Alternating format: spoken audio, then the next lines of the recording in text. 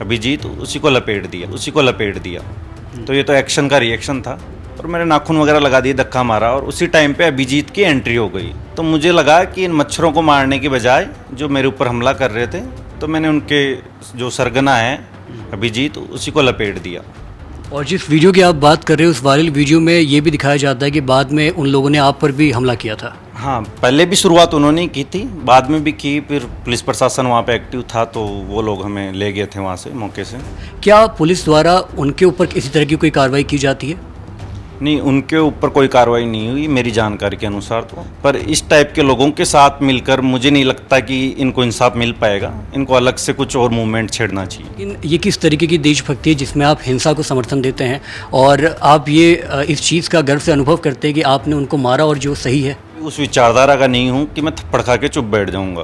कोई मेरे ऊपर एक्शन लेगा तो मैं उसको ज़बरदस्त तरीके से उसके ऊपर प्रहार करूँगा, ईंट का जवाब पत्थर से दूंगा मैं। और हम 3 लोगों ने बता दिया कि हम कितने मजबूत हैं। अगर वो इस तरीके की बात कर रहे हैं या उनके और समर्थकों की, मैंने काफ़ी वीडियो वगैरह मेरे पास में आ रहे हैं, वो कर रहे हैं बकवास जो बिना फालतू की, इनको अच्छे से ठंडे बस्ते में डाल देंगे, हम नाली में फेंक देंगे इनको मसल के। से मैं अगर असहमत हूँ तो क्या आप मुझे भी थप्पड़ मारेंगे? आगे से हमला खुद करते हैं तो एक्शन का रिएक्शन तो होगा।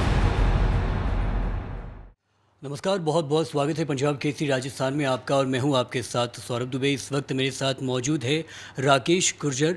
ये वही शख्स है जिन्होंने सीजेपी के संस्थापक अभिजीत दिपके को थप्पड़ मारा और देखते ही देखते ये खबर राष्ट्रीय सुर्खियों में तब्दील हो गई। आज इनके साथ हम मौजूद से वार्ता करेंगे, संवाद करेंगे, समझने का प्रयास करेंगे कि आखिर इस थप्पड़ के पीछे का मूल मकसद क्या था और आने वाले वक्त में राकेश गुर्जर का भविष्य क्या होगा, सियासी रूप से भी और व्यक्तिगत रूप से भी। राकेश जी, बहुत बहुत स्वागत है पंजाब केसरी राजस्थान में आपका। 15 जून की वो तारीख थी, प्रवेश द्वार पे सीजेपी के संस्थापक अभिजीत दिपके दाखिल हो रहे थे। क्या कुछ पूरा घटनाक्रम था, आपके मुझ से तफसील रूप से समझना चाहूँगा। जी, मैं तो वहाँ पास में एक मॉल पड़ता है, मोबाइल ठीक कराने के लिए गया था। तो सीजेपी का काफ़ी बवाल चल रहा था सोशल मीडिया पे, तो मैंने देखा क्या चल रहा है, देख लेते हैं एक बार इसका भी।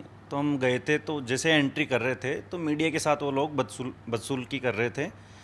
तो मैं भी एक जर्नलिज्म का छात्र हूँ, तो जबकि मेरे पास तो कोई मीडिया का माइक या कैमरा कुछ था नहीं, उन लोगों ने मेरे साथ भी बदतमीज़ी की और मेरे नाखून वगैरह लगा दिए, धक्का मारा और उसी टाइम पे अभिजीत की एंट्री हो गई। तो मुझे लगा कि इन मच्छरों को मारने की बजाय जो मेरे ऊपर हमला कर रहे थे, तो मैंने उनके जो सरगना है अभिजीत, उसी को लपेट दिया। तो ये तो एक्शन का रिएक्शन था और वैसे भी वो जिहादी मानसिकता रखते हैं, तो उनका इलाज होना बहुत ज़रूरी था। और जिस वीडियो की आप बात कर रहे हो उस वायरल वीडियो में ये भी दिखाया जाता है कि बाद में उन लोगों ने आप पर भी हमला किया था। हाँ, पहले भी शुरुआत उन्होंने ही की थी, बाद में भी की, फिर पुलिस प्रशासन वहाँ पे एक्टिव था तो वो लोग हमें ले गए थे वहाँ से, मौके से। और मुझे नहीं लगता कि इन लोगों का साथ देना चाहिए जेनजी जनरेशन को। ये बिना फालतू में नीट के नाम पे पेपर लीक के मामले को लेके ये मुखौटा आगे रख के और युवाओं को बरगलाना चाह रहे हैं। आपका कहना है कि शुरुआती मारपीट उनके द्वारा की गई और मीडिया कर्मियों के साथ धक्का मुक्की हुई, हम स्वयं भी वहाँ मौके पर मौजूद थे। लेकिन मेरा मुख्य सवाल ये है कि आपको हिरासत में लिया जाता है, आपको लेकर अंदर जाया जाता है, क्या पुलिस द्वारा उनके ऊपर किसी तरह की कोई कार्रवाई की जाती है?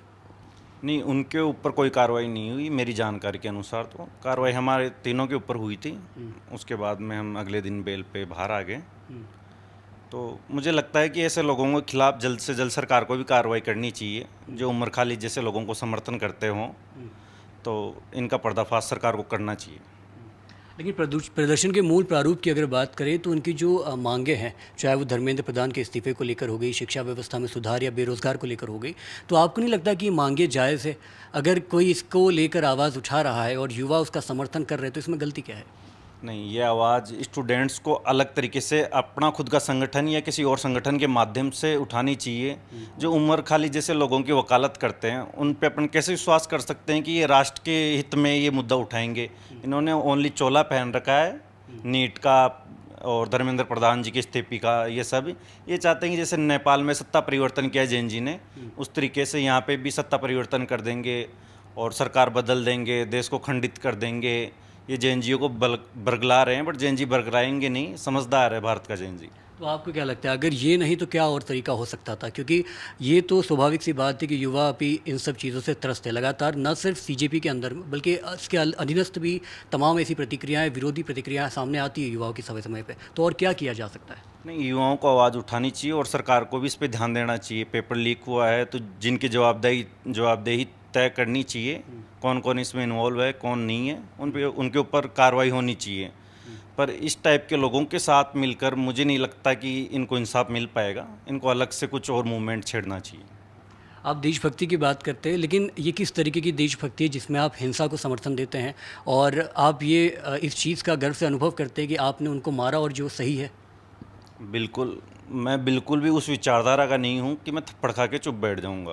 कोई मेरे ऊपर एक्शन लेगा तो मैं उसको ज़बरदस्त तरीके से उसके ऊपर प्रहार करूँगा, ईंट का जवाब पत्थर से दूंगा मैं।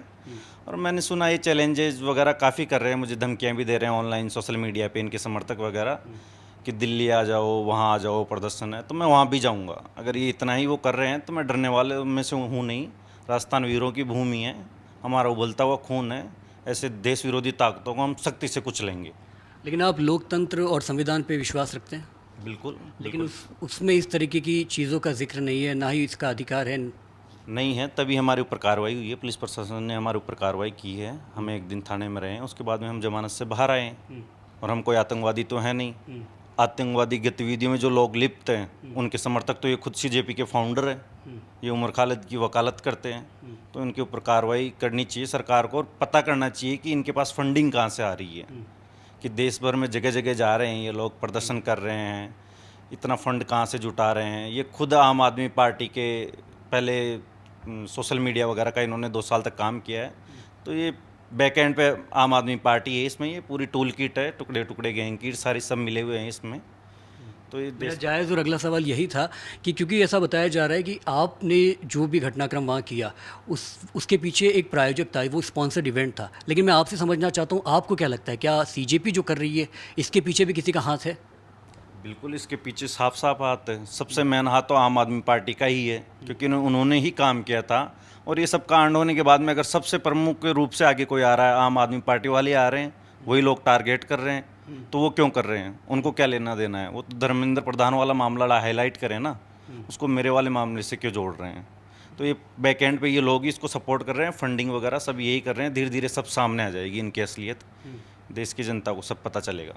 आप कह रहे हैं कि अगर दोबारा वो जयपुर दाखिल होते हैं या फिर आप स्वयं रूप से दिल्ली जा सकते हैं तो भी इसी तरीके का रवैया आप इख्तियार करेंगे। लेकिन दूसरी तरफ उनका कहना है कि आप और आपके साथ जो लोग शामिल थे उनको माफ़ कर दिया जाए और आप आप दिशाहीन हो गए, आप दिशा भटक गए, इसकी वजह से आपने ये किया है।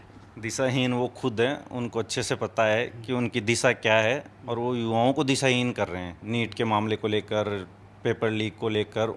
उनकी दिशा ये चेंज कर रहे हैं और कोई लेना देना नहीं है। अगर हमारा प्रायोजित मामला होता तो हम 3 लोग नहीं जाते, हम 300 लोग भी लेके जा सकते थे। हम सोशल मीडिया वाले लोग नहीं है कि सोशल मीडिया पे इतने फॉलोअर हो गए, इतने हो गए। हम ग्राउंड लेवल पे बहुत मजबूत लोग हैं और हम 3 लोगों ने बता दिया कि हम कितने मजबूत हैं। अगर वो इस तरीके की बात कर रहे हैं या उनके और समर्थकों की, मैंने काफ़ी वीडियो वगैरह मेरे पास में आ रहे हैं, वो कर रहे हैं बकवास जो बिना फालतू की, इनको अच्छे से ठंडे बस्ते में डाल देंगे, हम नाली में फेंक देंगे इनको मसल के। कोई दिक्कत वाली बात नहीं है, दबने वाले। आप स्वयं भी ये एहसास कर रहे होंगे कि आप जो भी बयान दे रहे हैं वो कथन है, वो प्रमाणिक नहीं है। एक बार अगर आप बाहरी ताकतों का जिक्र करते हैं तो वो प्रमाणिक नहीं है। क्या आपके अनुकूल विचारधारा ना होना गुनाह है, वो गलत है? अगर मान लीजिए कि आप तमाम जो ये वक्तव्य दे रहे हो उससे मैं अगर असहमत हूँ तो क्या आप मुझे भी थप्पड़ मारेंगे? नहीं, ऐसा नहीं, हम क्यों थप्पड़ मारेंगे?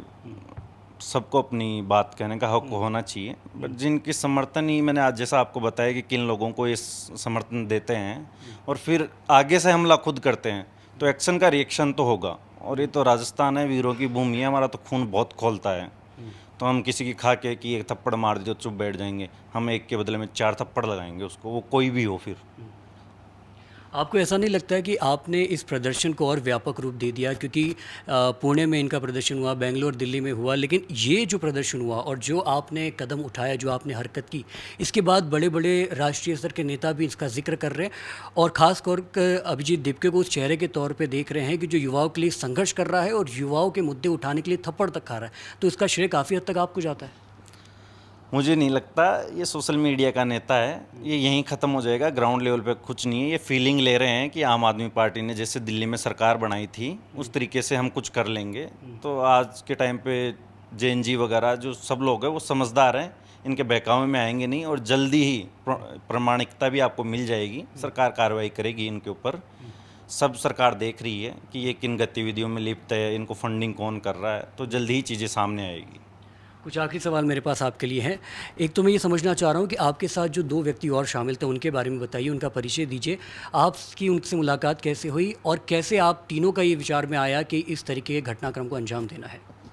मैंने जैसा बताया आपको कि हम वहाँ पास में एक बड़ा मॉल है, मोबाइल के लिए जाना जाता था, तो हम मोबाइल ठीक कराने जा रहे थे। फिर हमें लगा कि ये क्या चल रहा है, एक बार देखना चाहिए, सोशल मीडिया पे काफ़ी बवाल है। तो जो रोहित है वो मेरा जूनियर है कॉलेज टाइम से, तो हम लगभग 10-12 साल से दोस्त हैं, भाई की जैसे। और अजय है, वो भी मेरे से जूनियर ही है, बट उससे मेरा 8-10 साल का व्यवहार है, दोनों भाई की जैसे हैं। हम तो वहाँ जा रहे थे, अगर वो लोग हमारे साथ बदतमीजी नहीं करते तो शायद ये सब कुछ नहीं होता। उन्होंने बदतमीजी की तो हमने मुंह तोड़ जवाब दिया, और आगे भी कोई करेगा, वो करे या और कोई भी करे, तो उनको भी हम जवाब लट से, थप्पड़ से, हर तरीके से देंगे उनको जवाब। इस घटना के बाद आपके व्यक्तिगत जीवन पे क्या कुछ प्रभाव पड़ा है? व्यक्तिगत जीवन पे प्रभाव तो सोशल मीडिया का बहुत ज़्यादा पड़ा है, और रेगुलर धमकियाँ आ रही है सोशल मीडिया पे। फ़ोन कॉल वगैरह तो मैं अननोन ज़्यादा रिसीव कर नहीं रहा हूँ, पर सोशल मीडिया पे बहुत ज़्यादा धमकियाँ वगैरह आ रही है। तो इन चीज़ों का कोई खास फ़र्क पड़ेगा नहीं, क्योंकि ये सोशल मीडिया की धमकियाँ हैं, इनको सीरियस में लेता नहीं हूँ, क्योंकि ग्राउंड लेवल पे हम मजबूत है, कहीं भी आ जाए, कैसे भी भिड़ ले, हम इनको अच्छे से धूल चटा देंगे। आपकी शैक्षणिक योग्यता कितनी है? मैं बीए और एमए कंप्लीट है मेरी, और वेब डिज़ाइनर भी हूँ मैं, और सोशल मीडिया का मेरा छोटा मोटा काम है। तो राजनीतिक महत्वाकांक्षा रखते हैं आप? नहीं, मेरा पॉलिटिक्स से कोई दूर दूर तक नाता ही नहीं है। ये जबरदस्त मैं देख रहा हूँ सोशल मीडिया पे काफ़ी मेरा पॉलिटिक्स से लेके चलाया जा रहा है, बट मेरा पॉलिटिक्स से कोई लेना देना नहीं है दूर दूर तक। नौकरी करने का इच्छा रखते हैं या क्या करना चाहते हैं भविष्य में? मेरा खुद का बताया मैंने कि सोशल मीडिया का मेरा खुद का मैं काम कर रहा हूँ, मैं प्रोफाइल वगैरह मैनेज करने का काम करता हूँ मैं। लेकिन फिर भी बतौर युवा आप राजस्थान की राजनीति से ताल्लुकात ज़रूर रखते होंगे या दिन परिचय रखते होंगे। मैं समझना चाहता हूँ राजस्थान के किस नेता को आप प्रभावी मानते हैं या आप पसंद करते हैं उनकी राजनीति को? कुछ अगर नाम मैं देना चाहूँ आपको तो किरोड़ी लाल मीणा ले लीजिए, सचिन पायलट ले लीजिए, या फिर हनुमान बेनीवाल ले लीजिए। मैं किसी भी नेता के लिए मैं कुछ नहीं बोलना चाहूँगा, मैं इतना ही बोलना चाहूँगा कि जो भी राष्ट्रहित में काम करना चाहते हैं, मैं उनके समर्थन में हूँ। वो किसी भी पार्टी से हो, कोई भी व्यक्ति हो। मेरे व्यक्तिगत रिश्ते बहुत लोगों से हैं, कांग्रेस के भी बड़े लेवल पे जो केंद्र में भी मंत्री रहे हैं, राजस्थान सरकार में भी रहे हैं, उनसे भी मेरे संबंध है। आप पार्टी की जो छात्र विंग है दिल्ली यूनिवर्सिटी में, वहाँ से चुनाव लड़ा, वो भी बिल्कुल मेरे भाई की जैसे हैं। तो मेरे संबंध हर पार्टी वालों से हैं। जो राष्ट्र के हित में काम करेगा हम उनको सपोर्ट करेंगे, खुलेआम करेंगे। और किस पार्टी या फिर कहें कि किस विचारधारा के अनुयायी, अगर आपको मान के चले वामपंथी, दक्षिणपंथी, किसको आप ज़्यादा? मैंने खुलकर उसी टाइम पे कहा कि मैं तो राष्ट्रवादी हूँ। जो राष्ट्र को, अखंड भारत का जो सपना लेकर आगे बढ़ेंगे, हम उनके साथ हैं, खुले में साथ हैं। मैंने उसी टाइम पे कह दिया था, अभी फिर कह रहा हूँ कि जो राष्ट्र के लिए काम करेगा, हम सीना चौड़ा करके लठ लेके उनके साथ खड़े हैं। एक आखिरी सवाल के साथ इस पूरे संवाद को समाप्त करना चाहूँगा। सवाल ये है कि आपका एक पोस्ट वायरल होता है जिसमें आप आरएसएस की परिधान में नज़र आते हैं, सफ़ेद बुशर्ट पहने। उसकी प्रामाणिकता क्या है, उसकी सत्यता क्या है? अगर आप चाहें तो मैं आपको वो अपने मोबाइल से भी खोल के दिखा सकता हूँ। वो मुझे पता है, मैं झूठ बोलने वालों में से नहीं हूँ। प्राथमिक वर्ष में शिक्षित हूँ, मैंने आज से 4-5 साल पहले प्राथमिक वर्ष किया था। उसके बाद से मैं मेरे खुद के व्यक्तिगत जीवन में इतना व्यस्त हो गया हूँ कि मेरे पास समय नहीं है, ना किसी संगठन में काम करने के लिए, ना किसी पार्टी में काम करने के लिए। मेरी व्यक्तिगत बहुत चीज़ें हैं, तो मैं उन्हीं में व्यस्त हूँ।